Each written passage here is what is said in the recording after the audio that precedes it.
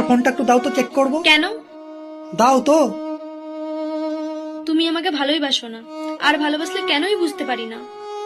তোমার সাথে থাকলে আমার টেনশন হয়, ভয় হয়।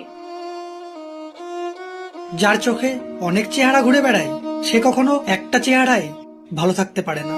কারণ একটা চেহারায় ভালো থাকতে গেলে অনেক রেস্ট্রিকশন মানতে হয়, যেটা তুমি মানতে পারো না।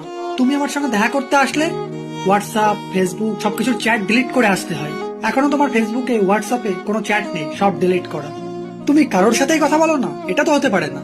আসলে আমি তো তোমার সাথে টাইম পাস করতাম না, আর যদি সেটা করতাম তুমি যা খুশি তাই করতে, আমার কোনো যায় আসতো না। কিন্তু আমি তোমার সাথে সারা জীবন থাকবো ভেবেছিলাম, তোমাকে আমার ভেবেছি, তাই তোমার উপরে আমার অধিকার দেখিয়েছি। আমার ফোন দিতে কখনো ভয় পাইনি, তুমি সবকিছুই জানো। কিন্তু আমি তোমার ফোনের কিছুই জানি না, সামনে এসে চেক করতে গেলে তোমার ভয় লাগে।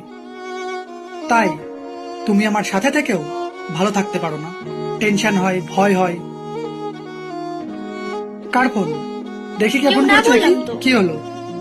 কেটে দিলে কোন কারণে? বললাম তো কারোর ফোন আসেনি। কেউ না যখন, তাহলে দেখাতে সমস্যা কি ছিল? এবার বুঝলে তোমার টেনশন হওয়ার কারণ, ভয়ের কারণ। সম্পর্কে বিশ্বাসটাই সবকিছু। সম্পর্কে পার্সোনাল বলে কিছু থাকে না। পার্সোনাল থাকলে তখনই সমস্যা তৈরি হয়। আর ফোনের ক্ষেত্রেই সবাই বলে পার্সোনাল, কেন? এটা তো হওয়া উচিত নয়।